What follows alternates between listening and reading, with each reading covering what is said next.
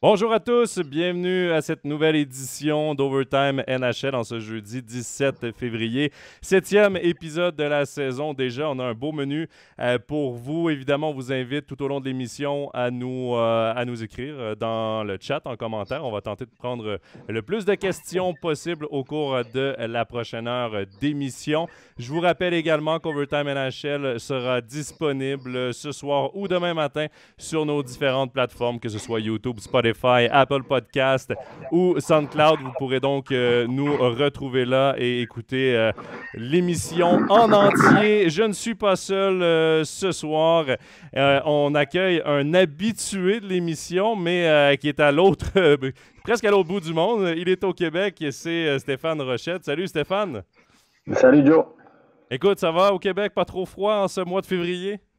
C'est très variable. On a eu très froid quand je suis arrivé. Ça a été un peu doux la semaine passée. Très froid ce week-end. Ça a descendu à moins 25. Là, j'ai cru que j'allais tomber. Et là, c'est aujourd'hui, il pleut des cordes. Donc, les routes se sont transformées en patinoire. Écoute, tu me rappelles des mauvais souvenirs de de mes derniers hivers en montagne russe comme ça, entre le verglas, la neige et la pluie. C'est pas toujours agréable, mais écoute, j'espère quand même que tu fais un bon voyage. Salutations à Georges-Henri et à Vladi qui sont dans le chat et qui nous saluent également. Steph, je profite de Hey, ta... juste un remarque, je ne te vois pas actuellement. Est-ce que c'est normal? Non, ce n'est pas normal que tu ne me vois pas. Attends, je vais essayer Ah, ça un ici. écran Est-ce que tu me vois un peu maintenant? perturbant. Ah, voilà. Ah! Il y avait un petit bouton Voilà. que j'avais pas coché. Voilà, maintenant tu me vois. Tu vas te sentir un peu moins seul. Stéphane, Exact. on Ouais. profite de ton passage au Québec parce qu'évidemment, tu es allé voir jouer ton fils Théo Rochette avec les Remparts de Québec. Et on a reçu une question à cet effet. C'est Anthony Otto qui nous a demandé. D'ailleurs, salutations. Il nous a dit comment va le fiston à Québec? A-t-il survécu à son isolement préventif sans perdre trop sa game shape? Parce que rappelons-le, dans la Ligue junior majeure du Québec, il y a eu un arrêt des activités pendant Ouais. quelques semaines en raison du COVID. Comment ça s'est passé le retour à la compétition? Ça s'est bien passé. Ils ont pu s'entraîner quand même 2 semaines avant de reprendre. Lui, personnellement, il a pu jouer 2 matchs. Ensuite, isolement préventif parce que la fille ou dans sa famille d'accueil, une personne de sa famille d'accueil a été déclarée positif, mais lui, il ne l'avait pas. Il a toujours été négatif. Mais au Québec, le délire qu'on vit, ils ont dû se mettre quand même en quarantaine préventive. Donc, lui et Zachary Bolduc ont été isolés à l'hôtel pendant 5 jours. En étant négatifs. Donc, ils se sont entraînés à l'hôtel, à l'intérieur de la chambre, ils sont allés courir un peu, etc. Et puis, ils sont revenus en force parce qu'ils ont raté 2 matchs de leur équipe la semaine dernière. Ils sont revenus en force parce que les 2 derniers matchs, c'est-à-dire samedi dernier et mardi, ils ont fait 5-6 points. Les deux ont fait 5 et 6 points dans les 2 derniers matchs. Donc, ils ont une bonne production offensive. Donc, j'aime pas résumer ça à des performances de points, mais disons qu'ils ont fait des bons matchs. Mardi spécialement. Samedi, c'était bien, mais mardi spécialement, ils ont été assez dominants dans le match. Ils ont un calendrier chargé. Là, ils vont jouer, tenez-vous bien, 33 matchs, de 32 avec, j'enlève celui de mardi, 32 matchs dans les 68 prochains Wow! jours. Ça Donc, fait du match, ça. calendrier chargé, Ouais. donc on se croise les doigts pour qu'il n'y ait pas de blessures. Et puis les choses continuent parce que ça va être un véritable marathon. Presque plus d'entraînement. Ils font des petits morning skates pour garder le flow. Ils s'entraînent. Quand ils s'entraînent, des journées de congé, quand ils s'entraînent, c'est 45 minutes. Sinon, ce matin, ils jouent ce soir. Là. Je vais au match ce soir. J'ai un petit morning skate de 15-20 minutes. Ils vont être beaucoup dans la récupération plutôt que dans l'entraînement. Pour ceux qui sont peut-être pas familiers avec la LHJMQ, Stéphane, les Remparts de Québec qui cette année ont une équipe à maturité, une très bonne formation. On a beaucoup d'espoir envers ce groupe-là. Oui, oui, oui, c'est une bonne équipe. C'est ils font partie des top 5 équipes au niveau potentiel, top 5 équipes de la Ligue actuellement, sont troisième au classement, je pense. Ça fait partie des équipes qui peuvent aspirer au titre et aspirer à aller participer à la Coupe Memorial en fin de saison. Donc, oui, oui, c'est une équipe qui est à maturité cette année et l'année prochaine. Donc, Théo, en principe, ne sera plus là l'année prochaine. Mais c'est une équipe qui cette année et l'année prochaine, est une des bonnes équipes, des très bonnes équipes de cette Ligue. Il y a 18 équipes dans la Ligue. Ils font partie sans aucun doute du top 5. Là. Après, à voir s'ils vont réussir en playoff, ça, c'est une autre musique d'avenir. Mais disons que les ambitions sont là, les fans vont revenir dans les patinoires la semaine prochaine, parce qu'ici, on était à huis clos pendant une semaine. Là, c'est 500 personnes. Et à partir de la semaine prochaine, c'est la moitié des amphithéâtres. Donc, voilà. Non, mais c'est une bonne équipe de la Ligue. Écoute, sont bien coachés. J'en avais déjà parlé, mais c'est très, très professionnel. J'aime beaucoup l'environnement. C'est un environnement qui ressemble à l'environnement des équipes de Liga en Suisse. Là. Donc, il ne faut pas se le cacher. Là. Il y a des soutiens. Vous avez des 2 chefs matériels à plein temps, des physios à plein temps, soutien scolaire. C'est vraiment très, très, très professionnel. Les Remparts de Québec, spécialement, c'est une grosse organisation de cette Ligue junior majeure. Et quand les joueurs voyagent aussi, c'est ce que je parle beaucoup à mon fils, et me donne beaucoup plus de détails, évidemment, que quand je lui parle à distance. Mais quand ils voyagent, ils vont dans des super hôtels, des super restaurants. L'encadrement, on n'économise pas sur des détails. Donc, surtout avec les Remparts, on est très, très. L'encadrement est vraiment, vraiment, vraiment professionnel. Je lève mon chapeau à l'organisation des Remparts, sincèrement. Surtout depuis que Patrick Roy a repris cette équipe-là, là, il y a une dizaine, quinzaine d'années à peu près. Là. Après, il est retourné en NHL. C'était Philippe Boucher qui est arrivé comme entraîneur-chef, un ancien de la NHL également, avant le retour de Patrick. Depuis ce temps-là, il y a vraiment... Les Remparts de Québec se sont vraiment professionnalisés. Avant ça, il faut dire qu'à Québec aussi, il y avait les Citadelles de Québec, qui était le club école du Canadien de Montréal. Donc, tu avais 2 clubs. Tu avais un club professionnel et un club junior à Québec. Là, les Remparts ont mainmise sur Québec puisque les Citadelles n'existent plus. Donc, c'est un très beau club. Et souhaitons à Théo, à toute son équipe, que ça se passe bien pour le reste de la saison. C'est 2 mois chargés et surtout ces playoffs parce que pour ceux qui ne connaissent peut-être, ne sont peut-être pas familiers avec le tournoi de la Coupe Memorial, Stéphane, je pense qu'on ment pas si on dit que c'est probablement le trophée le plus difficile à gagner au niveau du hockey parce que tu dois être champion dans ta ligue et ensuite tu as un tournoi à la ronde et à élimination contre les champions des 2 autres ligues canadiennes et le club hôte. Donc c'est souvent... 54 équipes au Canada. Ouais, 54 équipes dans les 3 ligues canadiennes, puis il y a 4 participants. Il y a l'équipe hôtesse plus les 3 gagnants des ligues sur les 3 ligues. Et puis là, c'est un tournoi à la ronde. Et ça se déroule à Saint-John. Québec était candidat cette année, mais ils ne l'ont pas eu. Ça va se dérouler à Saint-John, au Nouveau-Brunswick. C'est un petit peu politique, hein, parce que le réseau de télévision qui a les droits, c'est RDS, TSN, qui appartient à Bell Media. Et les Remparts de Québec appartiennent à Vidéotron. Donc, appartiennent au groupe médiatique concurrent.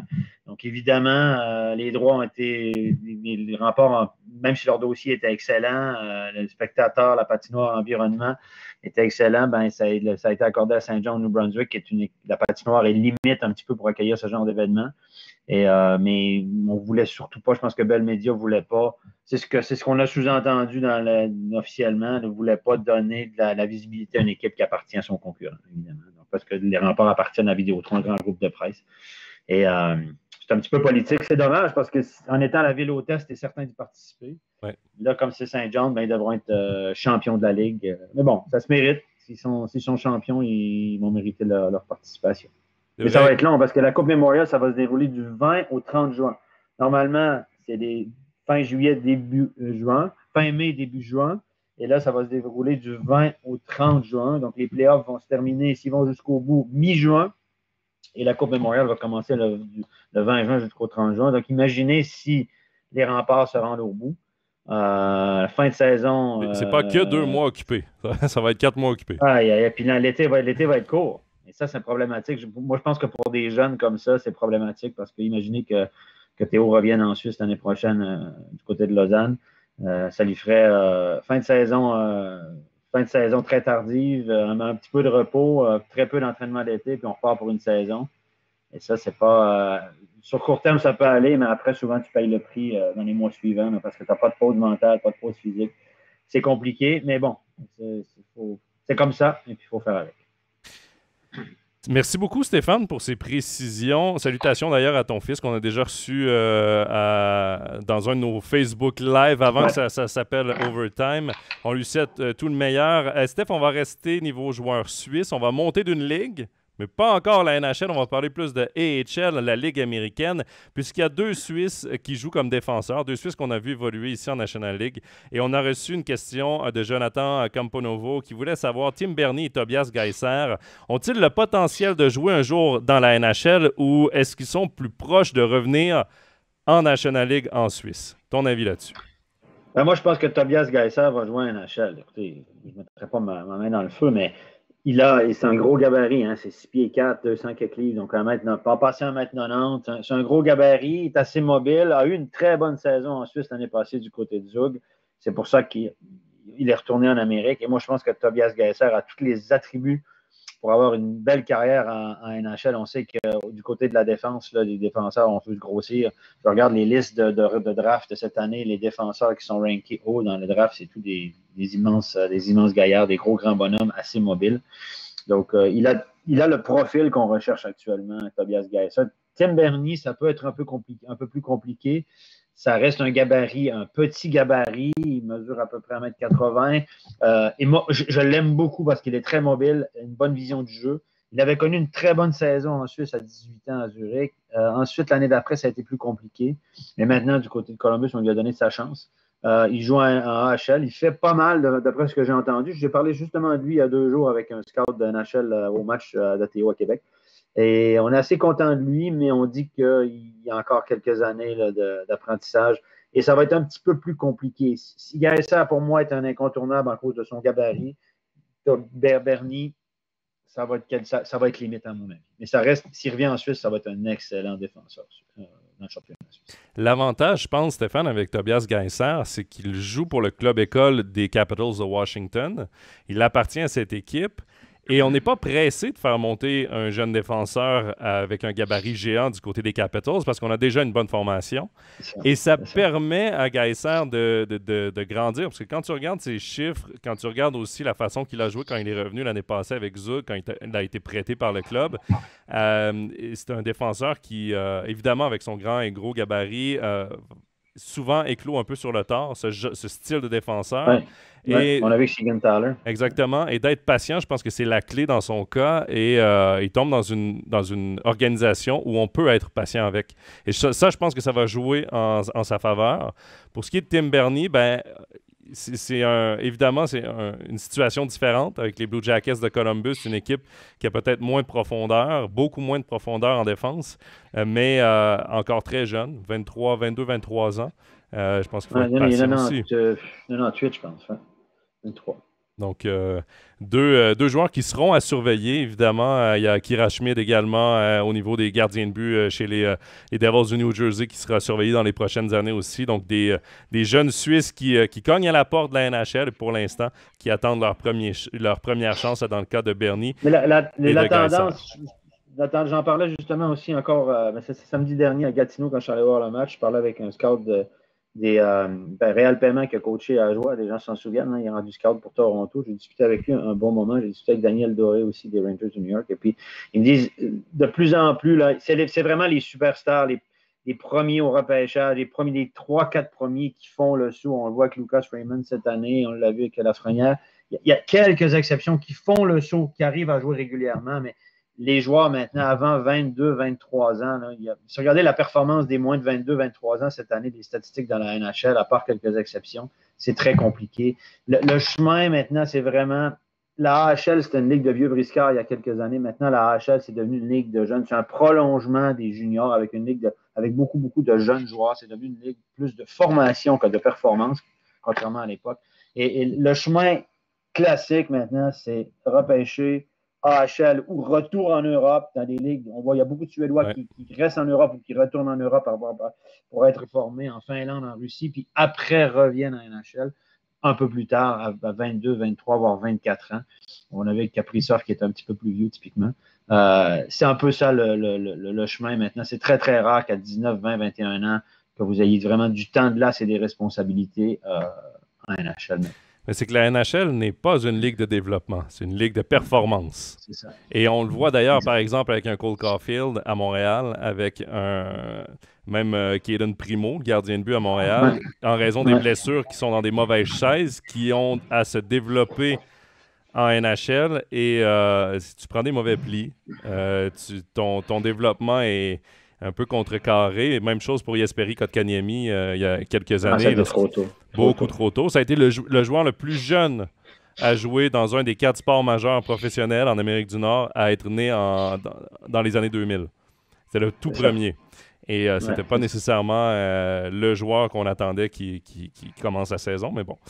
On va rester quand même sur les hauts choix de repêchage parce que Jonathan avait une deuxième question que je trouve intéressante au sujet de Nico Hischier. Évidemment, ça fait quelques fois ici dans Overtime NHL qu'on discute de Nico Hischier. J'en ai parlé d'ailleurs il y a 2 semaines avec Nicolas Ducharme, qu'on salue, le journaliste d'LNH.com qui était avec nous. La question de Jonathan est simple. Les critiques à son égard, y compris le fait d'être qualifié de bust, sont-elles justes? Moi, j'aime pas le terme bust, premièrement. Mais est-ce que les critiques, Stéphane, sont justes ou non? Il continue en disant, en tant que Suisse, je ne suis pas neutre à son égard, mais je pense que même s'il n'est certainement pas offensivement au niveau d'un premier choix draft, ses qualités de leadership et de two-way, donc de joueur de centre responsable, peuvent compenser ses limites offensives. Ben, écoutez, d'abord, Nico Hischier a eu la chance ou l'opportunité d'être à la bonne place au bon moment. Dans la vie, comme dans le hockey, mais dans la vie en général, il faut que tu sois à la bonne place au bon moment. Il est arrivé à Halifax en junior dans une bonne année, bien entouré, dans une bonne organisation où tu as un ancien de NHL qui est directeur général, Cam Russell. Et il a performé, il a été bon. Si tu es bon, très bon dans ton année de repêchage, ben, c'est comme tu obtiens la fast track. Donc, ça prend toujours un petit peu de chance. Et il a été bon son année de repêchage. Il est tombé aussi dans une année de repêchage relativement faible. Hein? On avait Nolan Patrick. Regardez la carrière de Nolan Patrick qui a fait une commotion cérébrale hier soir. Elle a été pincée par McKinnon sur le museau. Je regardais le match contre Vegas. Et puis, ce qui fait que Nico Hischier a été repêché avec du recul beaucoup trop tôt pour son potentiel. Donc, ça lui a mis une énorme pression. Quand tu es first overall, c'est super, tu as toute la fast track, comme on dit, mais ça te met énormément de pression. Tout le monde focus sur toi pour te dire, ben, c'est sûr que là, tu tombes dans les comparaisons avec Patrick Kane, Austin Matthews, Connor McDavid. Tu tombes en comparaison avec des superstars de NHL. Évidemment, ben, il ne tient pas la comparaison. Donc, c'est évidemment, alors, si on compare avec ces joueurs-là, c'est sûr que il n'atteindra pas, il ne peut pas le comparer parce que ce n'est pas un joueur de concession, ce n'est pas une superstar de NHL. C'est un excellent joueur, mais ce n'est pas une superstar. Donc, c'est pour ça que ça nous fait dire que finalement, l'Alexis Lafrenière se dirige aussi dans cette direction-là. Hein. Ce ne sera pas un joueur, un McDavid ou un Austin Matthews, un Patrick Kane ou un joueur incroyable. Il reste que Nico Hischier aura une très belle carrière. Ce sera c'est un excellent joueur de hockey, mais c'est pas un joueur de concession et c'est pas, à mon avis, un centre numéro 1 dans cette ligue. C'est un centre numéro 2 ou 3 de grande qualité parce qu'il a un excellent sens du jeu. Il joue bien dans les deux sens de la patinoire. Et puis, il peut faire sa dose, sa part de points. C'est un gars qui va peut-être faire entre 40 et 70 points par année. Ce qui sont les statistiques d'un deuxième ou un troisième joueur de centre dans cette ligue. Mais, troisième joueur de centre, quand tu es rendu troisième joueur de centre, tu dois être aussi un peu plus physique aussi. Et Nico Hischier n'a pas cette carte-là physique. Ce n'est pas un joueur physique, mais pas du tout. Il ne peut pas jouer la carte physique dans les matchs plus engagés. Ce n'est pas son style de jeu. Donc, vraiment, il est cantonné dans un rôle de deuxième joueur de centre. Et puis, il aura une belle carrière de cette façon-là. Jack Hughes, qui a été repêché premier, sera nettement meilleur que lui, à mon avis, au niveau offensif. Et ce sera un joueur vraiment un leader, un superstar dans cette ligue. Et là, il y a Dawson Mercer qui est arrivé dans cette équipe-là, qui a été choisi 19e au total, qui a joué à Chicoutimi, je le connais bien, c'est un ami de mon fils, et qui performe à sa première saison à NHL. Et je pense que Dawson Mercer sera un joueur qui risque de passer un peu devant Nico Hischier dans les prochaines années, en tout cas au niveau offensif. Donc, la question, est-ce que s'il y a Jack Hughes comme centre numéro 1, et Dawson Mercer comme centre 2 et 3, ben Hischier, voilà. C'est pas un flop, c'est pas une déception, c'est juste qu'il est tombé dans une année de draft un peu faible. Et puis, il a pu être premier, ce qui lui a mis une grosse pression. S'il avait été repêché 7e, 8e ou 9e, on n'en parlerait pas un peu moins de cette façon-là. Donc, mais là, c'est sûr que si la draft était à refaire aujourd'hui, je pense que Cale Makar serait le premier sans aucun doute. Je ne pense pas qu'Hischier sortirait dans les top 5, à mon avis. Moi j'aime pas le terme « bust » comme ce qui a été utilisé dans la question de Jonathan parce que Nico Hischier, c'est pas un Alexandre Daigle. Et encore là, Alexandre Daigle a quand même des statistiques, mais c'est pas un Ilya Yakupov. Et c'est pas un Rick DiPietro. Et c'est pas ce genre de joueur-là. Il va avoir une très belle et longue carrière en NHL. Moi, je le vois beaucoup comme un deuxième centre. Tu parlais deuxième, troisième centre. Je le vois comme un deuxième centre parce que, puis c'est un hasard, mais j'ai commenté le match Pittsburgh, New Jersey, dimanche. Et là, j'avais les deux first picks, 2 premiers choix overall. En fait, j'en avais 3 sur la patinoire. J'avais Sidney Crosby, j'avais Nico Hischier et j'avais Jack Hughes. Hughes est très flashy. Tu le vois beaucoup sur ses présences. Oui. C'est Patrick King. Exactement. Tu as Sidney Crosby, évidemment, on le connaît, pas besoin de présentation. Il fait tout bien. Et tu as Nico Hischier qui est très... on le voit très peu sur une patinoire, mais il fait tout bien. Il se sacrifie devant des pucks pour bloquer des shoots. Il est responsable défensivement, gagne des mises en jeu importantes. Il est très utile à une équipe. Moi, je le vois beaucoup comme un deuxième joueur de centre. Mais tu viens de le dire, si le draft était à refaire, là, on arrive, ça fait 5 ans, à peu près 4 ans et demi de ce draft. Là, on peut commencer à dire, bon, si on refait le draft, ça ressemblerait à quoi? Ouais. Et évidemment, Nolan Patrick est exclu du top 5, mais Nico Hischier, pour moi, apparaît en 4e position. Je vois 3 joueurs dépassés. C'est Cale Makar, Elias Pettersson, Miro Heiskanen à Dallas, que je laisserais 3e, et je mettrais Nico Hischier 4e. C'est là que je le mettrais encore dans le top 4, dans le top 5. Donc non, ce n'est pas un boss, non, ce n'est pas une déception. Non. Est-ce qu'il a des critiques? Évidemment, parce que comme tu l'as dit, le fait d'être premier overall vient avec tellement d'attentes que oui, ça peut peut-être paraître comme une légère déception, mais pour moi, ça reste quand même l'un des meilleurs Suisses qu'on a à NHL. Et un des bons joueurs de NHL, ce ne sera jamais un joueur élite. Il y a des classes de joueurs NHL, ce ne sera jamais un joueur élite, mais ça restera toujours un joueur efficace, un très bon joueur. Et s'il continue à se développer comme ça, ben est-ce qu'un jour on pourra le comparer à une espèce de Patrice Bergeron avec un petit peu moins de statistiques offensives, mais utile défensivement, bon dans le cercle des mises en jeu. C'est peut-être là qu'il doit viser de devenir ce type de joueur-là. Je pense qu'il le sait, je pense que c'est là qu'il se dirige. Et on verra. C'est un beau problème pour les Devils d'avoir 3 joueurs de centre comme ça qui peuvent... Les Devils vont être bons dans 3-4-2, 3-4 ans. Ça devrait être, en tout cas, au centre, ils sont bien équipés. Il manque un peu de gabarit. À la NHL, malgré le fait qu'on dit qu'on a des petits joueurs, il n'y a pas tant de petits joueurs que ça. Et si vous regardez au centre avec Jack Hughes, Dawson Mercer et Nico Hischier, c'est pas Ryan Getzlaf, c'est pas Austin Matthews, c'est pas Connor McDavid au niveau du gabarit, c'est pas Barkov. Ça reste des joueurs qui sont les 3 à peu près dans le même moule. Jack Hughes étant un petit peu plus foufou, comme on dit, avec Patrick Kane, mais les 2 autres, Mercer est aussi très responsable défensivement. Et à mon avis, il aura plus de punch à l'attaque que Nico Hischier. Il y a Anthony qui dit Hughes devrait jouer à l'aile, selon moi, pas un centre. Il est trop à risque comme centre. Il y a aussi Dawson Mercer qui a été placé un peu à l'aile droite. Donc, ces 2 joueurs-là peuvent jouer à l'aile, peuvent jouer au centre, sont très versatiles niveau position. Et ça aidera peut-être Nico Hischier à garder son poste sur les 2 premiers trios parce qu'Hischier, je pense pas qu'on peut vraiment l'enlever du poste de centre. Non. Lui, c'est un centre naturel. Il a toujours joué au centre. C'est vraiment un excellent joueur de centre. Peut-être qu'il s'améliore un petit peu dans le cercle des mises en jeu. Pour être vraiment dans le top. Mais évidemment, il a eu la chance d'être repêché premier, tant mieux pour lui. Et c'est ça qui lui a fait, qui a permis de signer un gros contrat. Hein. C'est plus de 7 millions par année pendant 7 ans. Ce qui le place parmi les joueurs les mieux payés de cette ligue, alors qu'il n'est pas. Il est mieux payé que Patrice Bergeron et que Nathan McKinnon. On est rendu.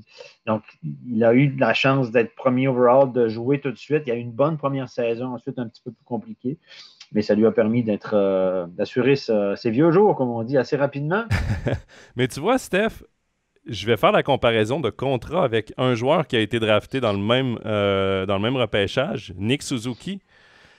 Tu as 1 ou 2 bons flashs, la bonne première saison convaincante que tu dis, genre, on a un espoir et tu sors le chéquier, tu fais le long contrat à long terme, on investit en toi. Je vois un peu, pas que Suzuki et Hischier sont comparables en tant que joueurs, mais niveau contrat, niveau situation comme ça, c'est juste que Suzuki a commencé un peu sur le temps parce qu'il est 14e overall et c'est là où il a eu le temps de se développer, arriver peut-être... Ben, quoi que Hischier a eu une bonne première saison, là, mais il a eu le temps de se développer dans les juniors. Suzuki a joué, il a resté encore une année dans le junior avant de passer pro, donc son entry level est arrivé un petit peu plus tard, mais effectivement, Suzuki, c'est 8 millions par année, 64 millions sur 8 ans. Elle a à peu près le même contrat que Jack Hughes. Il a signé pour 8 ans. Mais c'est énorme parce que ces joueurs-là, on peut l'expliquer, quand ils arrivent normalement à une certaine époque, après le entry level contract, les 3 premières années d'entry level, qui sont plafonnés à peu près 1 million, Là, il arrive on devient agent libre avec compensation, hein, restricted free agent. Puis normalement, il y a un contrat intermédiaire. À une certaine époque, il y avait des contrats intermédiaires. Puis Piquet Souban c'est moins à la Montréal mode, et puis Carey Price. Et maintenant, on les signe, même s'ils sont avec restriction. On a vu ça avec Marner aussi. On signe des gros contrats comme s'ils étaient agents libres avec compensation, donc sans compensation. Donc, ça leur permet de signer des contrats de joueurs de concession beaucoup plus rapidement. Et il y a une question de notre collègue Laurent Antonioli qui demande: Berne veut faire revenir Sven Berchi en Suisse. Doit-il revenir ou encore rester un peu en NHL ou en AHL? Il est pas beaucoup plus AHLer que NHLer, mais est-ce qu'il doit rester? Est-ce qu'il a encore une place? Tenter sa chance encore, selon toi? Non, je pense que comme on dit au Québec, son chat est mort. Il n'a pas fait l'équipe à Vegas. Il a visé haut parce que Vegas a quand même une bonne équipe, mais j'ai l'impression qu'il n'a pas envie de revenir en Suisse. Il traîne sa bosse, un peu comme Sbiza. Sbiza aurait pu revenir en Suisse à une certaine étape de sa carrière, a préféré rester en Amérique, sa vie ici, sa femme est dans l'immobilier en Californie. Donc, ces joueurs-là vivent ici et n'ont pas vraiment l'intention de retourner. Ils ont fait leur argent aussi. Retourner en Suisse pour jouer encore 2-3 saisons à 300 ou 400 000, ils se disent, à quoi bon? Et j'ai pas le sentiment, de loin comme ça, je connais pas Berchi, j'ai pas d'infos privilégiées, j'ai pas le sentiment qu'il a vraiment envie de revenir prolonger sa carrière en Suisse, un peu comme Sbiza. C'est mon sentiment. Mais on peut aussi le comparer avec un Yannick Weber qui avait pas, lui non plus semblait pas avoir l'intention de revenir, mais quand on sort le chéquier... C'est surtout son épouse qui avait pas envie de revenir en Suisse, la sœur de Carey Price en passant. Mais surtout quand on sort le chéquier puis qu'on aligne de gros francs suisses, je pense que ça peut peut-être aider à faire changer une décision. Weber a gagné moins d'argent que Berchi. Hein? Weber a gagné moins d'argent que Berchi. Weber était à 750, 800 000, était quasiment au salaire minimum toute sa carrière. Donc, c'est pas un gars qui a 10 millions dans son compte de banque, on s'entend. Là. Tandis que donc, des années à 600, 700, 800 000 à Zurich, ça vaut la peine pour lui avec beaucoup moins d'impôts. Ce sera peut-être même les années les plus payantes en net de sa carrière pour Weber. Par contre, Berchi, lui, était sorti en premier tour, a eu des contrats à quelques millions. Donc, il n'a pas le même compte en banque, à mon avis. Mais je suis d'accord avec toi que pour moi, son chat est mort aussi du côté de la NHL. Ouais. Surtout avec tous les commotions, hein? Oui, puis il n'a pas non plus été toujours dans des grandes formations et il ne trouvait pas sa place non plus. Donc, à voir comment ça tournera dans son cas. Steph, on va mettre un peu de côté les joueurs suisses. On va parler de l'actualité maintenant en NHL parce qu'évidemment, il y en a beaucoup depuis les 2 dernières semaines. Et on a reçu une question d'Ismax sur Facebook qui demande pensez-vous pouvoir aborder dans cet épisode la situation actuelle et future des Coyotes de l'Arizona?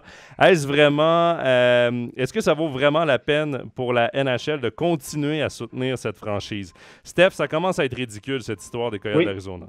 C'est ridicule. Écoute, là, moi, je peux vous dire que j'en entends beaucoup parler depuis que je suis ici au Québec, depuis une dizaine de jours. Parce qu'évidemment, Québec veut avoir une concession de NHL. Puis évidemment, ils se disent, si ça va mal en Arizona, et ça va très mal en Arizona, depuis des années, cette équipe-là pourrait déménager à Québec, dans la patinoire où jouent les Remparts de Québec, Champ de Vidéotron, 18 000, une patinoire au standard NHL magnifique. On y serait pas demain matin. Il y a des investisseurs qui sont... Il y a même un ministre, là, au Québec, on a nommé un ministre du retour des Nordiques. Donc, il y a un politicien qui est affecté. Il travaille que pour ramener les Nordiques à une équipe de NHL à Québec. À mon avis, ça n'arrivera pas. Et ce qui se passe en Arizona, c'est que Batman s'entête à garder cette équipe en Arizona, probablement pour des raisons géographiques, couverture médiatique, etc., etc. Et ils vont jouer dans une patinoire. Donc là, ils se font mettre dehors de l'amphithéâtre parce qu'ils ne payent plus le loyer, ils n'ont plus les moyens. Ils vont s'en aller dans une patinoire qui est en construction, une patinoire universitaire, sur un campus universitaire, une patinoire de 5000 places, mais avec des loges, si on ajoute des loges corporatives, ça va être 3500 spectateurs à la place normale, plus les loges. Donc, c'est ridicule. Et imaginez une équipe d'NHL jouer dans une petite patinoire comme ça ne fait aucun sens. Mais Gary Bettman repousse tous les critiques du revers de la main en disant non, je veux garder une équipe en Arizona. C'est juste hallucinant. Et là, l'association des joueurs, parce qu'il ne faut pas oublier que les joueurs sont partie prenante du business. Et puis, quand vous avez une équipe qui s'en va dans une petite patinoire comme ça, c'est une forte réduction des revenus. Et puis, si les revenus baissent, c'est moins de salaire, c'est moins de partage de revenus. Donc, c'est pas bon pour personne, pour les équipes, qui doivent payer ce marché déficitaire et puis les joueurs qui perdent du salaire. Donc là, l'association des joueurs veut s'en mêler, mais Bettman semble vraiment entêté. Et là, il y a une autre rumeur qui dit que cette équipe-là pourrait éventuellement déménager à Houston, au Texas. Il y a une patinoire qui est déjà prête, etc. C'est un gros marché florissant. Le Texas se développe énormément. Et ça pourrait être une option de déménager ça à Houston, au Texas. Mais ça reste des suppositions de la part des journalistes. Il me semble que Bettman veut s'entêter à garder une équipe en Arizona. Ce qui, on en convient, est complètement ridicule. On ne s'explique pas vraiment les raisons derrière l'entêtement de Gary Bettman. Moi, je ne comprends pas non plus l'entêtement de Gary Bettman. Et quand je me dis, la NHL est le 4e sport d'importance en Amérique du Nord. C'est une ligue qui a toujours essayé d'avoir le niveau des autres, mais avec des beaucoup plus petits revenus. Tu as 2 franchises qui vont moins bien. Une qui, cette année, va mieux, c'est les Panthers de la Floride, parce qu'évidemment, t'attires quand tu gagnes. Plus, ouais. Ouais. Et une qui n'a jamais bien été, celle des Coyotes de l'Arizona. Et je ne sais pas pourquoi on s'entête, parce que pour moi, c'est l'épine dans le pied de la NHL. Si tu l'enlèves après ça, tout va bien rouler. Parce qu'il y a le partage des revenus en NHL. Les Coyotes en ramassent combien de pourcentage de ces revenus-là, de ce partage-là? Beaucoup. Énorme. C'est énorme. Là, écoute, un des signes que c'est ridicule, les Coyotes en Arizona, c'est que lorsqu'on cherchait une solution pour pallier le manque de patinoire, parce qu'il était du côté de Glendale, qui est une banlieue là, de Phoenix. Il n'y a personne qui se déplaçait au match des Coyotes. On cherchait, là, on voulait il y a un nouveau projet de patinoire à des milliards de dollars US, et on cherchait un entre-deux. On a cogné à la porte des Suns de Phoenix, qui est le club de NBA. On leur a dit un partage de patinoire, est-ce que ça vous dirait, d'amphithéâtre, est-ce que ça vous dirait? On a vu ça avec les Islanders de New York, jadis avec les Nets de Brooklyn. Le Madison Square Garden est une patinoire qui jongle entre le basketball et le hockey. Le TD Garden à Boston, même chose. Il y a plusieurs patinoires qui le font. Les Suns ont dit non, nous, on n'est pas du tout intéressés. Pour nous, les Coyotes de l'Arizona, ça vaut rien. On ne veut pas faire un partage d'amphithéâtre. Quand tu as un club de NBA de la même ville, parce que maintenant, les clubs des mêmes villes s'associent souvent pour des événements, pour des trucs comme ça. Ouais. Quand tu as 2 clubs professionnels dans la même ville qui pourraient s'associer, il y en a un qui dit non, c'est que les Coyotes, même en Arizona, n'ont même pas le respect de leur père. Non, c'est une équipe qui... Écoutez, Antoine Roussel, qui est un Français d'origine, qui est marié avec une Québécoise, qui a joué à Chicoutimi, etc., qui parle drôlement avec l'accent québécois maintenant, et participe régulièrement à un talk show québécois JC, là, Jean-Charles à TVA Sport et tout, puis il intervient 2 fois par semaine. Et puis lui, il vit en Arizona, il joue pour les Coyotes de l'Arizona, puis il raconte aussi que c'est très particulier de jouer là-bas, ils n'ont pas vraiment le support des fans, puis il dit, ce qui est le pire, c'est que dans la ville, il n'y a rien. Tu sais, je dis, quand tu es dans une ville, tu as une équipe professionnelle, tu as des panneaux publicitaires, tu as des promotions, tu as des pubs. Tu sais que cette ville-là existe. Quand tu arrives à l'aéroport, il y a, tu sais, je veux dire, à Montréal, vous avez un restaurant des Canadiens de Montréal à l'aéroport, vous avez des photos de hockey, vous arrivez dans... Tous les sports professionnels sont largement représentés dans la ville, partout. Et en Arizona, quand tu arrives, il n'y en a que pour le basket et le baseball. Le hockey, même le foot américain, le hockey n'existe pratiquement pas. Il y a plein de gens qui ne savent même pas qu'il y a une équipe de hockey professionnelle. Donc, et puis, il y a des marchés qui ne sont pas naturels pour le hockey. Dallas, ce n'était pas un marché naturel, mais ça s'est développé. Il y a des marchés qui étaient vraiment du sud de la Californie. Ce n'étaient pas des marchés naturels au début, à part les Kings de Los Angeles, San Jose, etc., mais ça s'est développé. Et du côté de l'Arizona, on espérait faire la même chose, aller là-bas et que le hockey se développe, créer une espèce de culture, mais ce n'est jamais arrivé. Les gens n'ont jamais embarqué dans le hockey en Arizona. Et puis Gary Bettman s'en tête, comme dans le sud de la Floride. Hein, je veux dire, là, cette année, les Panthers gagnent, mais ceux qui sont déjà allés voir un match des Panthers dans le sud de la Floride, moi, je suis allé à une certaine époque, ça fait un petit moment que je ne suis plus allé, mais tu as les billets qui vont en vente le matin, tu payes 10, 15, 20 balles les billets, puis tu descends dans bas dans les loges, il n'y a personne. C'est vide, il n'y a pas d'engouement. Tu passes devant la patinoire, le parking n'est pas plein, c'est à côté d'un centre commercial, les gens traversent à pied, vont voir les matchs en Gougon puis en Bermuda, puis voilà. Mais c'est pas un marché naturel de hockey non plus, le sud de la Floride. Les Panthers vont un peu mieux, mais encore une fois, ils sont loin de faire ça le compte. Les gens qui vont voir le hockey dans le sud de la Floride, c'est les snowbirds, c'est les gens du Nord qui vont passer, les retraités, souvent qui vont en vacances ou qui vont passer l'hiver en Floride. C'est dans ces moments-là qu'on remplit la patinoire. Mais il y a beaucoup moins de snowbirds, de gens du Nord qui descendent en Arizona pour voir des matchs de hockey. Nommait les clubs qui étaient plus populaires que les Coyotes. On peut même rajouter Arizona State, là où ils vont jouer d'ailleurs, mais le football est beaucoup plus populaire que le football à NCAA, beaucoup plus populaire que la NHL là-bas. Bon, après, évidemment, on parle de Québec. Québec qui souhaite depuis des années revenir dans la NHL. Moi, Stéphane, puis c'est pas que je voudrais pas, au contraire, j'adorerais pour la province de Québec, pour le hockey, pour la NHL, d'avoir cette rivalité, de retrouver cette rivalité. Ce serait exceptionnel. Mais je comprends quand même que c'est une business, le sport. Et quand on regarde le marché du Québec, est-ce que tu scindes un marché de 8 millions de personnes en deux? En faisant Montréal et Québec, où tu vas dans la plus grosse agglomération de population en Amérique du Nord, qui est Houston. C'est ça. Dans un nouveau marché télévisuel à exploiter. C'est la même chose pour Kansas City. D'ailleurs, c'est pourquoi on est allé à Seattle et non à Québec pour l'expansion. Et pourquoi on est allé à Vegas, parce que ce sont des nouveaux marchés télévisuels. Au Québec, c'est les paris sportifs à Vegas aussi. Exactement. Il y a des raisons business derrière ces décisions-là, mais je ne comprends pas la raison business derrière l'acharnement autour des Coyotes de l'Arizona.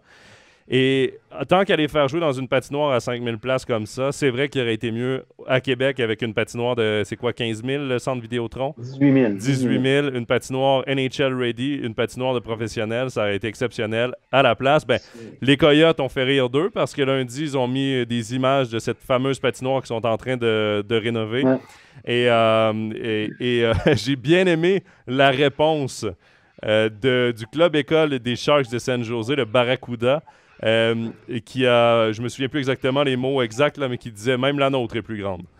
Ben oui, parce qu'ils jouent, les Barracuda jouent dans la même patinoire que les Sharks à San Jose. Donc, belle patinoire d'ailleurs, qui n'est pas immense, 17 000, mais qui est superbe avec les palmiers partout, etc. Je suis allé il y a 2 ans, c'est vraiment bien. Puis c'est vrai que le marché à Québec, tout le monde en rêve, mais le Québec, c'est déjà un marché de hockey naturel pour Montréal. Si tu amènes Québec, tu ne vas pas chercher des nouveaux partisans, tu ne vas pas chercher un nouveau marché, tu fais juste scinder un marché en deux. Donc, tu divises le truc, mais il n'y aura pas plus de gens qui vont regarder parce que les Nordiques sont là, parce que les amateurs de hockey regardent de toute façon les Canadiens. Puis, c'est un petit marché. Québec est une ville comme Genève ou Zurich. L'agglomération de Québec, c'est un peu moins d'1 million d'habitants. Et c'est un marché où il n'y a pas beaucoup de grosses sociétés, pas beaucoup de sièges sociaux de grosses sociétés qui peuvent payer des loges corporatives, puis amener des clients, puis investir dans le hockey. C'est une ville de fonctionnaires, c'est une ville de bonne classe moyenne, à revenu moyen. Donc, un billet, si tu achètes un billet de saison pour une équipe de NHL, 2 billets de saison, c'est 10 000 balles. Pour la bonne classe moyenne, c'est très, très, très cher. Donc, les gens vont aller, mais ils vont choisir leur match, etc. Puis, je pense qu'ils auraient de la peine à remplir, avec les standards NHL, les prix NHL, ils auraient de la peine à remplir la patinoire et soutenir financièrement une équipe parce qu'il n'y a pas de grandes sociétés, parce que toutes les grandes sociétés au Canada sont à Toronto ou à Montréal. Regardez Ottawa, qui est aussi une ville de fonctionnaires, c'est la capitale canadienne. Ça ne fonctionne plus. Ça a fonctionné au début, mais Ottawa ont de la peine à remplir. Un président un petit peu rock and roll, comme on dit, mais c'est une ville, Ottawa aussi, qui a beaucoup de peine à soutenir une équipe de NHL. Je pense que si on amenait une équipe à Québec, ce serait un peu un remake d'Ottawa. Mais tu parles d'Ottawa, moi j'ai l'impression que si un jour il y a une nouvelle équipe à Québec, ce sera les Sénateurs qui déménageront à Québec. Possible. Pas les Coyotes. Les Coyotes, de un, si on regarde juste là, l'ensemble des 32 équipes de la NHL, on a retrouvé là, les 16 équipes dans l'Est, 16 équipes dans l'Ouest. Houston serait dans l'Ouest. Kansas City serait dans l'Ouest. Donc, le déménagement des Coyotes serait plus logique de cette façon que d'amener une autre équipe dans l'Est et là, de débalancer 17-15. Donc, peut-être qu'un jour, verra-t-on les Sénateurs, parce qu'eux aussi ont un gros problème de patinoire. Parce qu'eux, ils ne sont pas directement à Ottawa, ils sont à Canada. Et c'est l'enfer d'aller à cette patinoire. Je suis jamais allé, mais j'ai beaucoup d'amis qui sont allés. Et d'y aller et de sortir, c'est à quoi 1 heure, je crois, 45 minutes, 1 heure du centre d'Ottawa. C'est vraiment pas optimal et c'est pourquoi les gens désertent de plus en plus cette patinoire, surtout qu'ils sont en reconstruction depuis plusieurs années. Ouais, éternelle reconstruction. On parlait de reconstruction, c'est reconstruction aujourd'hui. Là. Il y a beaucoup d'exemples d'équipes qui sont en reconstruction. Montréal, ça rentre dans une reconstruction. La reconstruction, ce n'est pas toujours un gage de succès. On peut en reparler éventuellement. Ben, écoute, on va parler d'une équipe qu'on n'a jamais parlé jusqu'ici dans Overtime NHL. Ce sera la première fois et c'est la deuxième question d'Ismax. D'ailleurs, qui nous remercie pour notre travail. C'est un réel plaisir. Merci beaucoup d'ailleurs pour tes questions. Il voulait qu'on aborde l'avenir des Flyers de Philadelphie parce que là, il y a beaucoup de rumeurs. Est-ce qu'on garde Claude Giroux? Est-ce qu'on l'échange? Ils ont viré leur entraîneur-chef, je pense, deux des trois entraîneurs qu'ils avaient. Ouais. Les Flyers en début de saison. Ça ne va vraiment pas comme on le souhaiterait. Évidemment, il y a eu beaucoup de blessures, beaucoup d'absents de ce côté-là, du côté de Philadelphie. Mais tu parles de reconstruction. Steph, est-ce qu'on s'en va vers une reconstruction à Philadelphie alors qu'on avait des espoirs de play-off et d'aller loin en play-off il y a 2 ans? Je pense que oui. Je pense que oui. Je pense que Philadelphie est à un tournant là, avec Claude Giroux qui arrive en fin de carrière. On a le jeune gardien de Carter Hart qui est un grand prospect. Et on lui a donné la cage très tôt dans sa carrière. Donc, quand tu donnes la cage à un jeune gardien, c'est beaucoup de responsabilités. Il a énormément de pression. Philadelphie, c'est un gros marché de hockey. Il y a énormément de pression à Philadelphie. Les fans sont omniprésents. Un bon gros marché de hockey. Et la pression est énorme là-bas. Moi, je pense que oui. Je pense qu'ils vont amorcer une espèce de reconstruction, un virage.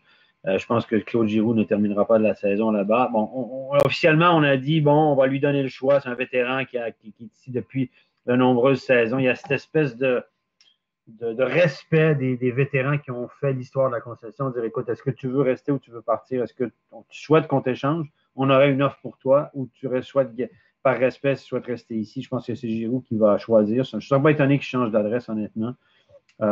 Claude Giroux, qui reste un joueur qui peut aider une équipe à court terme dans les playoffs. Mais je pense qu'on va amorcer une lente reconstruction. On a changé d'entraîneur, ça n'a rien donné. On a fait quelques erreurs. Et voilà, c'est ça. C'est des cycles en NHL. Et puis, ces équipes-là, il y a des marchés comme Montréal et Philadelphie qui sont des gros marchés de hockey.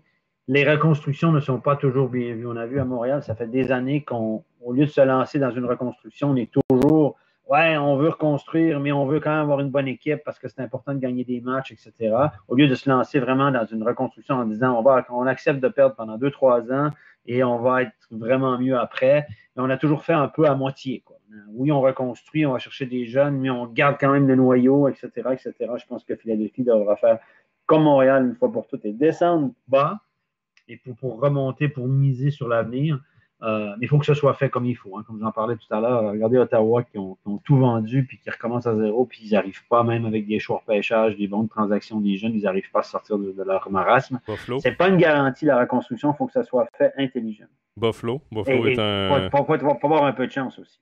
Buffalo est un exemple aussi. Tu vois, moi, Stéphane, je comprends, je partage ce que tu dis, mais en même temps, je garde des réserves. Parce que les Flyers de Philadelphie, depuis des années, depuis que je regarde la Ligue nationale, depuis que je regarde le hockey, les Flyers de Philadelphie, leur problème est devant le filet. Ils n'ont pas de gardien numéro 1.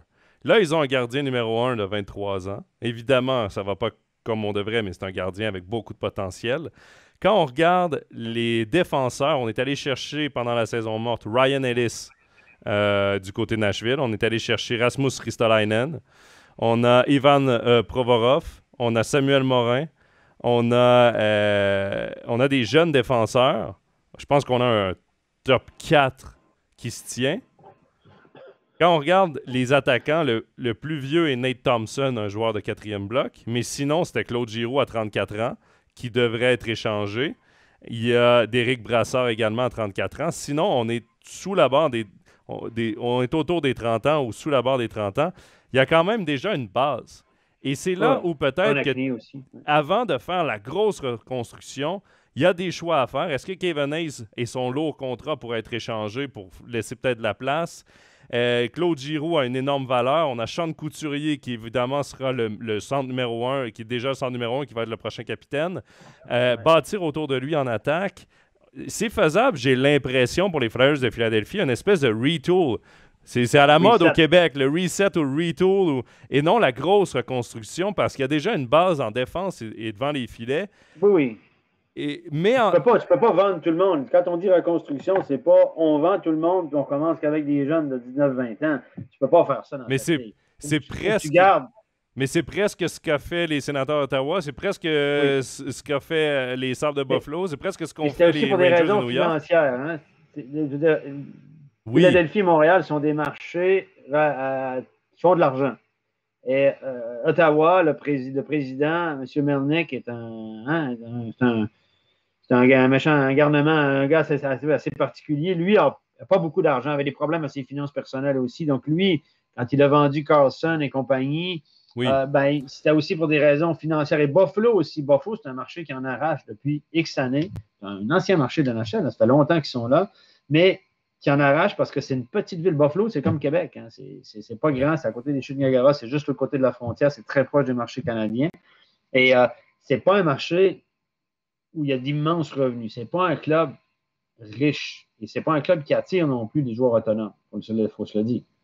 Il y en a plein qui ne veulent pas aller jouer à Buffalo. Donc, ces deux marchés-là, Buffalo et Ottawa, avaient comme pas le choix aussi financièrement, ont descendu leur masse salariale en dessous du plafond, bien en dessous du plafond, contrairement à Philadelphie, qui peut se permettre, comme Montréal, d'être à 80, presque au sommet à 80-81 millions et qui peut attirer facilement les joueurs autonomes. Parce que Philadelphie, c'est une ville très agréable à vivre. Les joueurs aiment beaucoup. Hein. Philadelphie, c'est un marché qui attire beaucoup les joueurs. Très familial aussi. Il y a beaucoup de femmes qui aiment beaucoup Philadelphie, donc souvent ça pèse. Tu parlais de reconstructions qui n'ont pas fonctionné. Une des reconstructions qui est peut-être à prendre en exemple et qui a bien fonctionné, c'est celle des Rangers de New York. Mais ils ont l'avantage, comme les Flyers de Philadelphie, que les joueurs autonomes veulent aller jouer à New York. Des Adam Fox, des Artemi Panarin, c'est des signatures qui ont servi à cette reconstruction. Parce que quand tu regardes la reconstruction en tant que telle, les jeunes n'ont pas nécessairement tous poussé comme on l'aurait souhaité ou comme on l'aurait prévu. Pas du tout. Kako et Lafrenière et tout. Mais comme je dis, c'est Buffalo, Ottawa, c'est des marchés qui n'attirent pas les joueurs comme Edmonton, on en a déjà parlé. C'est des marchés qui n'attirent pas les joueurs autonomes, qui ne peuvent pas payer peut-être autant, etc. Donc, ils sont plutôt dans le bas de la fourchette de salaire, juste au-dessus du plancher. Tandis que Philadelphie, c'est un gros marché. New York, c'est un gros marché. Tu peux faire un reset beaucoup plus facilement parce que tu attires des joueurs, parce que tu peux donner un petit peu plus d'argent, tu peux dépenser un petit peu plus d'argent. Puis les joueurs aussi aiment bien aller dans un marché comme Buffalo ou Ottawa qui joue devant des gradins à moitié vides, où il n'y a pas trop d'engouement dans la ville et tout. La qualité de vie n'est pas la même, évidemment. Puis les joueurs regardent ça. Les joueurs autonomes qui ont déjà des millions dans leur compte de banque regardent beaucoup la qualité de vie. Quand ils font leur choix, ils regardent aussi au niveau fiscal, au niveau des impôts. L'État de New York, Buffalo, c'est dans l'État de New York, les impôts sont très, très élevés. Au Canada, ici aussi. Donc, c'est beaucoup de facteurs là, qui rentrent en ligne de compte lorsqu'on fait une reconstruction. Est-ce que ce sera très forte la reconstruction ou non? Ça dépend aussi de ce genre de choses. Il y a quand même, je regarde les éléments possibles à échanger pour les Flyers de Philadelphie. Évidemment, d'Éric Brassard, j'en ai parlé. 11 points en 20 matchs cette saison. C'est un joueur avec beaucoup d'expérience. Pourrait être une bonne cible à la date limite des transactions. Claude Giroux, c'est le nom qui revient le plus parce qu'évidemment, c'est le joueur qui a le plus de valeur qui pourrait partir de Philadelphie. James Van Riemsdyk, moi, je le vois comme éventuel peut-être prise, surtout qu'il reste une saison à son contrat. Et ça, il y a beaucoup d'équipes qui s'intéressent aux joueurs dont il reste une saison de contrat et pas seulement qui sont sur la dernière année de leur contrat. Donc, Van Riemsdyk pourrait être, même si ce n'est pas nécessairement sa meilleure saison, 20 points en 48 matchs, seulement 11 buts, mais pourrait être intéressant. Kevin Hayes, le problème avec lui, c'est son salaire à 7,142 millions. Alors qu'il n'a que 9 points en 20 matchs cette saison. C'est un joueur de entre 30 et 40 points. C'est beaucoup d'argent pour ce genre de joueur-là. Et il y a peut-être Keith Yandel aussi en défense, qui est un des hommes de fer de la NHL. Là, je pense qu'il n'a pas raté un match depuis... écoute, je vais remonter un petit peu. Là, la dernière fois qu'il a... 950, je pense. Ouais, je pense que la dernière fois qu'il a raté un match, c'était en 2008-2009. Donc... Ça, au hockey, je peux dire que c'est tout un exploit. Ouais, et là encore, il a joué tous les matchs des Flyers cette saison. C'est un vétéran de 30-35 ans qui pourrait être échangé par les Flyers. Donc, il y a quand même des joueurs avec une valeur à échanger. Ce serait intéressant de voir qu'est-ce qu'on prendra comme direction. Mais je reviens peut-être au staff d'entraîneur des Flyers parce qu'évidemment, il y a beaucoup de gens qui ont critiqué la décision du Canadien de Montréal de prendre Martin Saint-Louis. On y reviendra un petit peu plus tard parce qu'on va parler des rumeurs de transactions. Steph, Martin Saint-Louis, non, il n'avait pas d'expérience. Mais derrière le banc des Flyers de Philadelphie, il y avait Alain Vigneault, qui a énormément d'expérience en NHL. Il y avait Michel Therrien, énormément d'expérience aussi. Et il y avait Mike Keogh, un ancien entraîneur en chef d'ailleurs au Minnesota et tout. Therrien et Yo étaient les adjoints d'Alain Vigneault et pourtant, ça n'a pas fonctionné. Ce trio d'entraîneurs, l'équipe ne fonctionnait quand même pas. Donc, c'est pas nécessairement gage de succès puisque tu as beaucoup d'expérience derrière le banc. Effectivement. Non, il y a deux tendances. Écoutez, on peut voir ça de plusieurs façons. Bon, on va parler après de Martin Saint-Louis. C'est de dire qu'on prend quelqu'un qui a un gros bagage de joueurs. Regardez avec Rob Bendamour à Caroline. C'est souvent du court terme. Les équipes d'NHL regardent autour d'eux, puis il y a une équipe qui a du succès en utilisant un modèle de gestion, de coaching, style de jeu, etc. Puis tout le monde essaie de les imiter. Hein? Donc là, Rob Bendamour en Caroline a transformé cette équipe. Une bonne équipe sous la main, il y a eu des choix repêchage, etc. Fait jouer des jeunes, des bons vétérans. Et Rob Bendamour est un gars qui a eu une grosse carrière. C'est un gars qui était c'est un joueur de centre toué, hargneux, etc., etc. Puis on dit que sa grande expérience, il avait été assistant longtemps avant, mais sa grande expérience de joueur fait que ça fait tout de suite de lui un joueur respecté, un leader qui transmet les bonnes choses, etc. Pas besoin de faire toutes les classes dans le junior pendant des années, l'AHL avant de monter. Donc, il y a deux types d'entraîneurs. Ceux qui font leur classe, qui n'ont pas forcément un grand profil de joueur, mais qui font leur classe, c'est des entraîneurs de métier. Et il y a ceux qui ont eu des grandes carrières et qui, tout à coup, ont la fast track, puis on leur donne, on dit qu'ils ont l'aura naturelle, etc. Et là, la tendance, il y a deux tendances, mais la tendance Rob Brindamour, par exemple, semble être André Tourigny du côté de l'Arizona, on est une équipe jeune, on veut avoir de plus en plus de jeunes, on reconstruit. Donc, on a été chercher un entraîneur de carrière, André Tourigny, en Arizona, mais là, on va chercher un ancien joueur à Montréal. Et les deux entraîneurs de carrière, Therrien et Vigneault, ont été remerciés pour leurs bons et loyaux services. Donc, c'est difficile d'y voir clair. Hein? Chaque organisation a sa philosophie. Et puis, je pense que, comme on dit en français, l'occasion fait le larron. Là. Puis, c'est une question aussi de relation, de feeling aussi personnel entre les gens qui décident et les gens qu'on engage, comme Martin Saint-Louis. Écoute, tu as bien mis la table. On va rester niveau entraîneur. Évidemment, Martin Saint-Louis qui a remplacé Dominique Ducharme comme entraîneur-chef du Canadien de Montréal. Il a 3 matchs à la barre du Canadien jusqu'ici, a perdu les 3. Une équipe combative, évidemment, quand on change d'entraîneur, souvent il y a ça donne un petit électrochoc, un petit déclic. Les joueurs veulent en donner un petit peu plus tout d'un coup. Là. Ça ne s'est pas transposé en victoire, mais quand même, des prestations un peu plus intéressantes du Canadien de Montréal. Mais Stéphane, moi, ma question que je me pose et que j'ai envie de te poser aujourd'hui, est-ce que c'est rendu trop de copinage du côté du Canadien de Montréal? Parce que Jeff Gorton a engagé un de ses bons amis, Kent Hughes. Kent Hughes, ses 2 fils jouent avec le fils de Martin Saint-Louis à l'université. Les 2 se connaissent bien. C'est des amis personnels. Jeff Gorton également, je pense que Pee-wee, quand ils étaient avant d'arriver universitaires, son fils a joué avec le fils de Martin Saint-Louis et les 2 se connaissent très bien. D'ailleurs, si je ne me trompe pas, quand Saint-Louis est arrivé à New York, c'est Jeff Gorton qui l'a fait signer. Ouais. Là, c'est une clique. On reprochait à Marc Bergevin, quand il est arrivé, d'avoir un men's club. Il est allé chercher tous ses amis, mais j'ai l'impression là, que Jeff Gorton est en train de faire exactement la même chose. Est-ce que c'est trop de copinage? Moi, ça me dérange un peu. Évidemment, c'est humain dans la vie de vouloir travailler avec quelqu'un que tu connais, en qui tu as confiance, tu sais qu'il va être fidèle. Tu engages quelqu'un de l'externe, c'est un apport externe, et tu ne sais pas comment ta relation va se développer avec lui. Tu ne sais pas à quel point tu peux lui faire confiance. Donc, c'est 2 philosophies.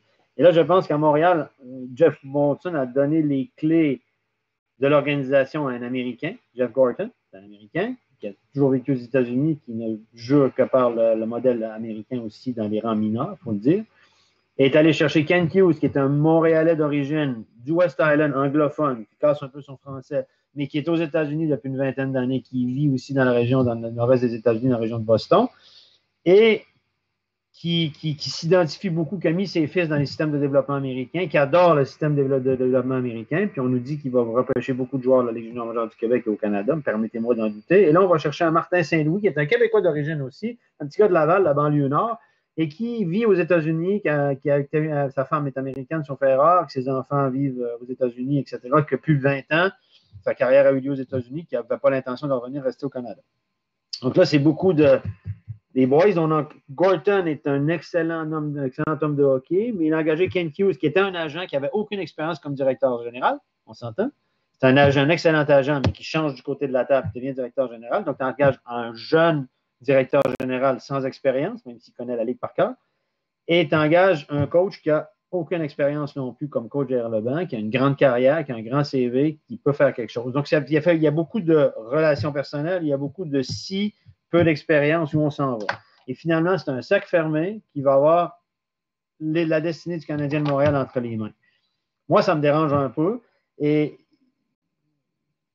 comme on dit, comme je l'ai marqué aussi dans ma chronique, un chum, ça reste un chum.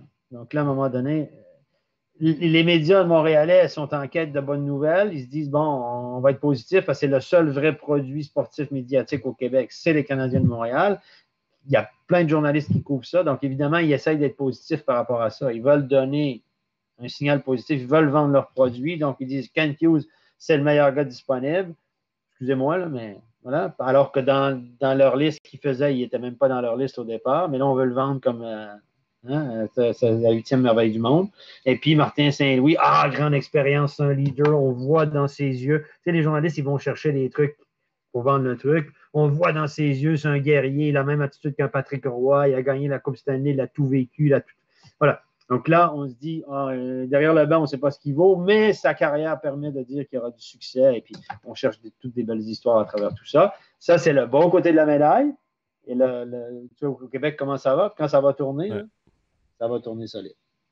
C'est toujours la même chose. Et puis, quand tu prends du recul, nous, on est en Europe, Joe, puis on suit ça de loin, on arrive à avoir un certain recul par rapport à tout ce qui se dit. Tu sais, quand les gens ils sont dedans, puis moi, je suis ici là, depuis une dizaine de jours, puis t'es dedans, puis à la fin de la journée, tu te dis, ouais, c'est super. Mais quand tu en sors, puis tu regardes, tu prends du recul, tu vois ça un petit peu différemment. C'est un peu comme le COVID, là, la gestion du COVID au Québec par rapport à la Suisse. Quand tu dis aux Québécois, mais là, vous n'êtes pas un peu capoté avec ça? Non. Parce que nous, on voit ça de l'extérieur, puis on a un peu de recul, puis on se dit, peut-être que. Voilà. Mais quand tu as le nez dans le guidon, puis que des médias te disent que c'est ça, c'est la 8e merveille du monde, mais tu finis par le croire. Je ne dis pas qu'ils n'auront pas de succès, je ne dis pas que ce n'est pas des bons hommes de hockey. Je trouve qu'on va se garder quand même une petite gêne. Là. Je trouve qu'ils ont pris beaucoup de risques en engageant un Américain, vice-président des opérations hockey, un gars qui n'a jamais d'expérience, qui n'était pas non plus très connu comme agent, même s'il était, il y avait des gros joueurs, et puis un entraîneur de renom, un joueur de renom comme entraîneur. Alors, là, on l'a nommé qu'à par intérim, mais là, tout le monde dit, attends, là, c'est juste un effet d'annonce, il va rester là plus longtemps, on ne veut juste pas mettre trop de pression, etc. Donc, ça me fait un peu sourire tout ça. Mais pour Martin Saint-Louis et son poste par intérim, il y a deux écoles de pensée. Moi, quand j'ai vu cette nouvelle-là, tout de suite, je me suis dit, on veut mettre un espion dans le vestiaire, des yeux, des oreilles dans le vestiaire. Et après, on donnera un poste de direction à Martin Saint-Louis parce que je ne le vois pas nécessairement coacher le Canadien de Montréal pendant des années. Ça a été évoqué. Moi, j'ai tout de suite accroché sur cette idée-là et c'est encore ce que je vois aujourd'hui. On verra ce que l'avenir nous dira. Je pense que Martin Saint-Louis va s'asseoir avec Kent Hughes et lui dire est-ce que je veux rester, oui ou non, ça va lui appartenir à lui.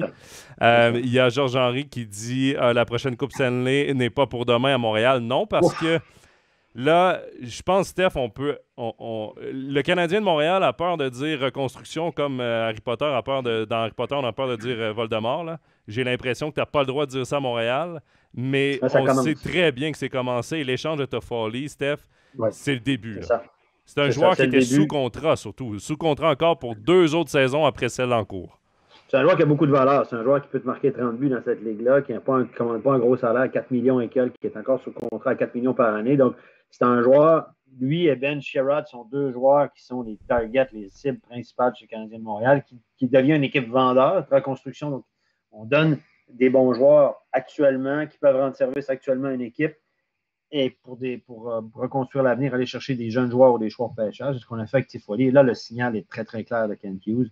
Je suis en mode reconstruction parce que les médias ici ont dit c'est bien de faire ça, mais Toffoli, c'est peut-être un de ceux qu'on devait garder, un peu comme Sean Couturier à Philadelphie, Provorov en défense. Il y a des gars que tu dois quand même garder, des gars d'un certain statut parce que tu vois qu'avec des jeunes, ça ne va pas aller. Donc, tout le monde disait Toffoli, c'est un des bons soldats. Il a donné l'exemple. Il était très bon dans le vestiaire avec Caulfield, par exemple, etc. Donc, ça a surpris beaucoup de monde que Toffoli soit un des premiers à partir. Mais c'était un des plus à pas les plus en demande. Et il a demandé de partir aussi. Ouais, il avait plus ou moins dit, il ne l'a pas avoué, mais... Il ne l'a pas avoué, mais en coulisses... Tu ne peux pas dire ça parce que si tu n'es pas échangé après, c'est intenable. Ouais. Donc, tu ne peux pas le dire, mais voilà. Donc, il ne se plaisait pas spécialement dans le marché montréalais. En off, c'est ce qu'on dit plus ou moins dans le milieu.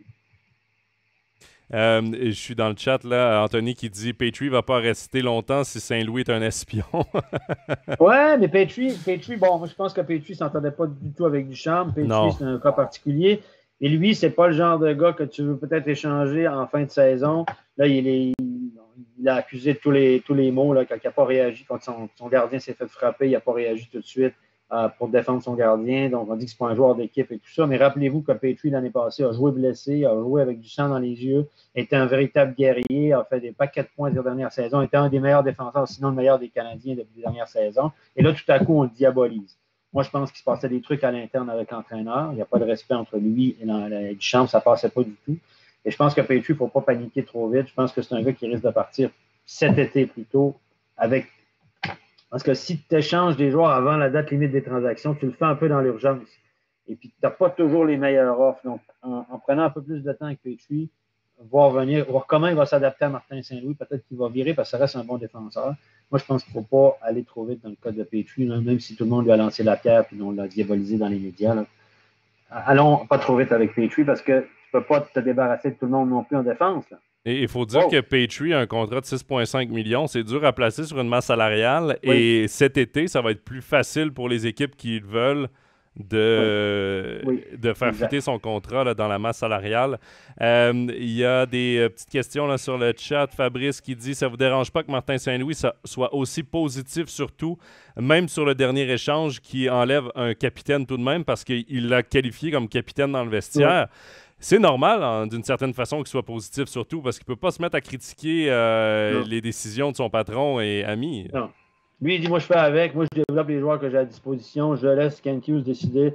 Moi, on me donne les joueurs, je travaille avec eux, je veux les former, les développer. Il parle beaucoup de coaching individuel dans une équipe. Il parle beaucoup de principes de jeu, de concepts et pas de système. Ça, c'est la nouvelle tendance aussi. Les systèmes de jeu, ben, ça annihile tout le monde. Ça empêche la créativité ou tout, plutôt que de concepts de jeu. Dan Matushny à Lausanne parlait d'habitude de travail, de ligne de patinage, etc. C'est un concept qui est en train de changer. Là, au lieu de parler de système, on parle de concept, on parle de coaching individuel dans un concept d'équipe. Donc là, les termes changent, mais je pense que la game reste à peu près pareille, moi. Laurent a une question, évidemment, que plusieurs se sont posées, parce que quand on a vu Dominique Ducharme être congédié, Patrick Roy est tout de suite sorti, c'était le nom populaire dans les médias. Ouais. Il pose la question, Saint-Louis est un coach intérim à Montréal pour le moment. Pour la saison prochaine, est-ce que Patrick Roy est le favori pour devenir entraîneur-chef? C'est difficile à dire. Je sais pas. Écoutez, j'ai pas parlé de ça avec Patrick.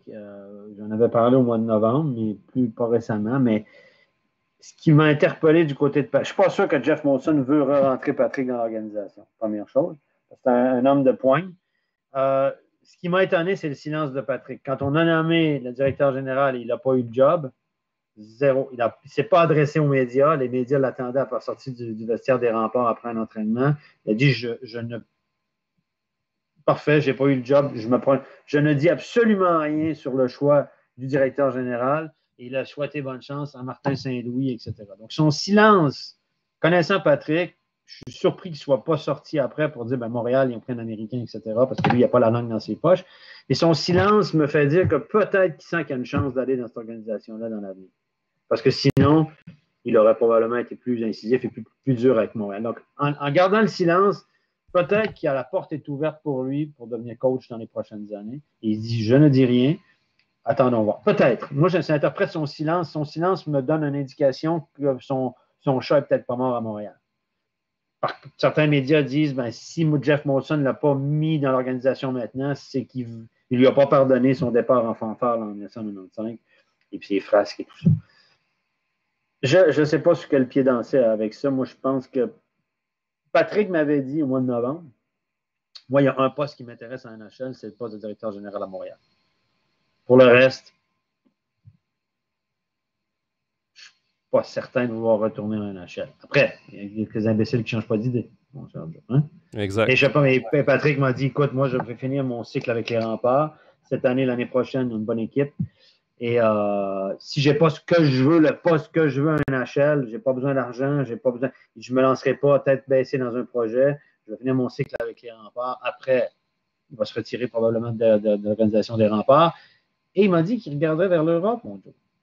Il ne serait pas fermé il avait à venir déjà coacher en Suisse. Oui, c'est la Suisse qui parce l'intéresse. qu'il a été approché quand Lausanne, il y a eu changement de propriétaire à Lausanne, il a été approché pour devenir actionnaire dans l'achat de Lausanne.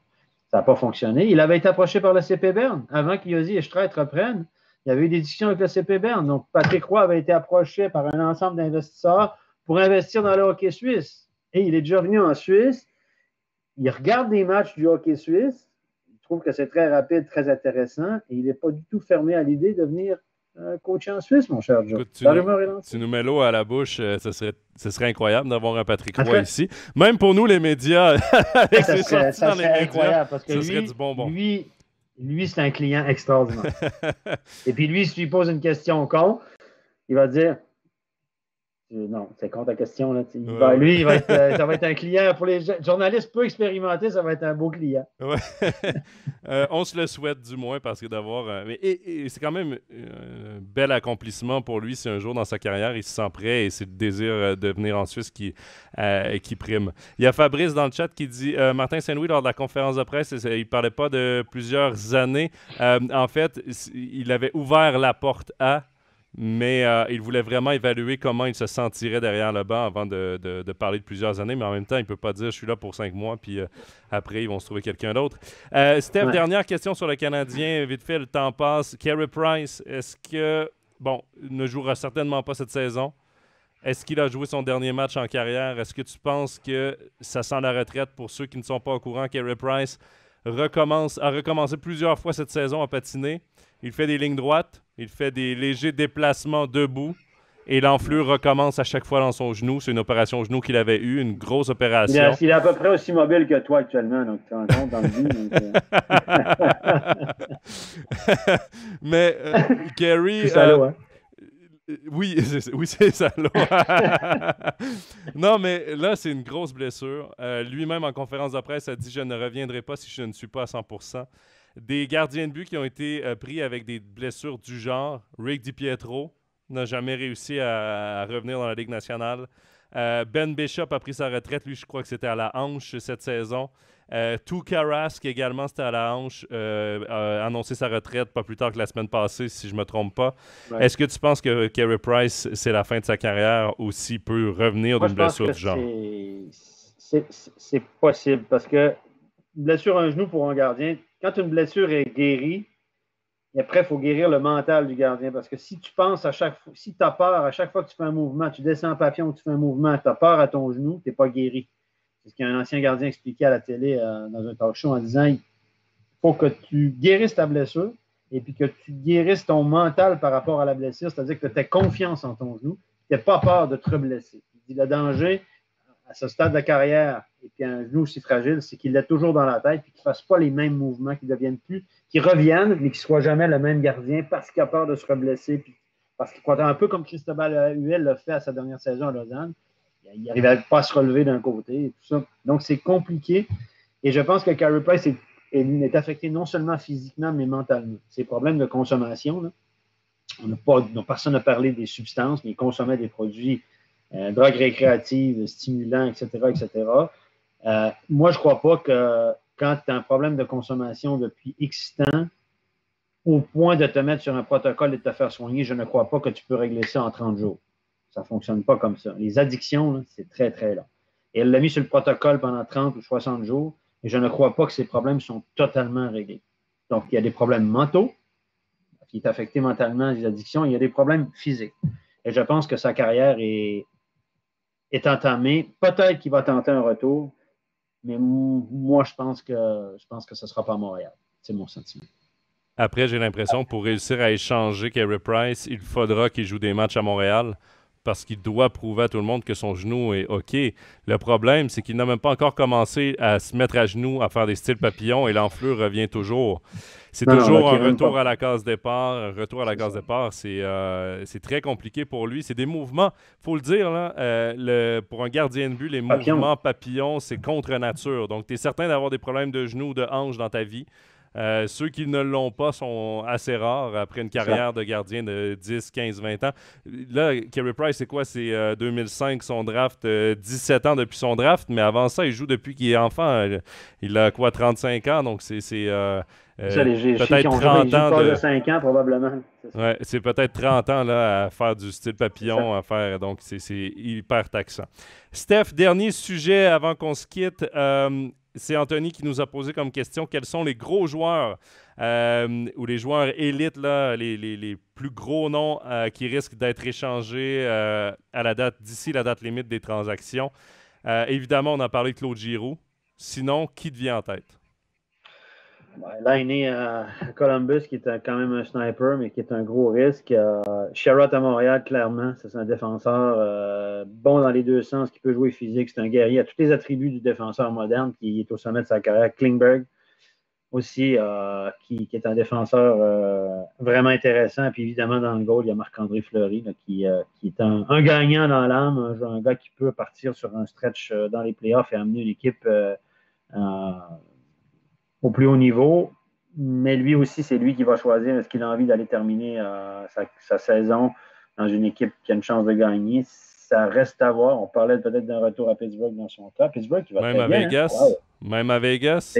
Parce que Robin Lehner est blessé et Vegas serait intéressé à aller le chercher. Par contre, il a une clause en échange. Donc, c'est à lui de décider où il veut aller. Tristan Jarry à Pittsburgh va très bien. J'ai l'impression que les Pingouins vont probablement terminer la saison avec leur duo de gardiens, à moins d'une blessure. Moi, Fleury, je le vois soit à Vegas ou au Colorado. C'est tout ce qui manque à l'Avalanche du Colorado, c'est un gardien de but numéro 1. Moi, j'ai l'impression que ça va être les deux équipes sur sa liste où il sera prêt à aller. Klingberg, à Dallas, John Klingberg, le défenseur, tu l'as nommé. Le problème, c'est qu'il est joueur autonome à la fin de la saison et il ne s'entend pas sur une prolongation de contrat avec les Stars de Dallas. Ben Sherratt, on espère avoir un choix de première ronde pour lui. J'ai l'impression que ce serait possible parce qu'il a rendu mais il est en fin de contrat. Il est en fin de contrat, mais avec les playoffs qu'il a connus l'année passée, c'est vendeur. Une équipe qui va avoir un choix autour entre les 25 et 32, souvent est prêt à donner un choix de première ronde du genre pour ce style de joueur-là. Laine également est en fin de contrat. Lui, j'ai l'impression qu'il ne veut tout simplement pas retourner à Columbus. Je serais très surpris qu'il re-signe à Columbus, mais qui sait, on verra dans son cas. Il y a deux noms qui restent. Un de qui on a parlé, c'est Jeff Petrie, mais j'ai l'impression aussi que ça va plus se faire cet été qu'à la date limite des transactions. Et le jeune défenseur des Coyotes de l'Arizona, Jacob Chychrun, j'ai également l'impression que ce sera plus cet été parce que lui aussi est sur un très long contrat. Un long contrat qui n'est pas astronomique et c'est un défenseur avec beaucoup de talent, à moins que ces deux formations-là obtiennent vraiment la lune d'ici la date limite des transactions. Pour ces deux joueurs-là, j'ai l'impression qu'on va les garder. Fabrice nous demande Jeff Skinner à Buffalo. Il connaît une très bonne saison. Moi, j'ai l'impression que les Sabres veulent maintenant avancer, ne sont plus en reconstruction. Moi, j'ai l'impression que Jeff Skinner, surtout avec le poids de son contrat, va rester à Buffalo parce qu'il serait très difficile à passer dans une transaction. Et là, surtout qu'il joue bien. Il y a Owen Power l'an prochain qui va arriver. Rasmus Dahlin qui se développe. On espère chez les Sabres sortir de ces années difficiles. J'ai l'impression que Skinner restera du côté de Buffalo. Mais on aura les réponses d'ici un mois, la date limite des transactions qui est le 22 mars, si je ne me trompe pas. En Suisse aussi, il y aura pas mal de mouvements, à mon avis. Oui, on aura une fin de saison hyper occupée. Stéphane Rochette, merci beaucoup d'avoir été avec nous, d'avoir passé la dernière heure en notre compagnie. On te souhaite évidemment une très belle fin de vacances du côté du Québec et on a très hâte de te retrouver en plateau pour la National League. Ouais. La National League, évidemment, qui reprend mardi prochain. Et entre-temps, il y aura de la NHL sur nos ondes. Un match, donc, ce week-end à ne pas manquer. C'est Pascal Eberhardt et Danny Gélina qui commenteront le match, toutes les affiches là, du week-end qui seront diffusées, je crois, vendredi ou samedi sur nos réseaux sociaux. Donc, ne manquez pas ça. Nous, on se donne rendez-vous dans 2 semaines pour un autre Overtime NHL. Merci à tous d'avoir participé. L'épisode, évidemment, qui est à réécouter en rediffusion sur YouTube, Spotify, Apple Podcast et SoundCloud. On se dit donc dans 2 semaines pour un autre Overtime NHL. Et sur ce, bonne soirée, bye bye. Bye bye tout le monde.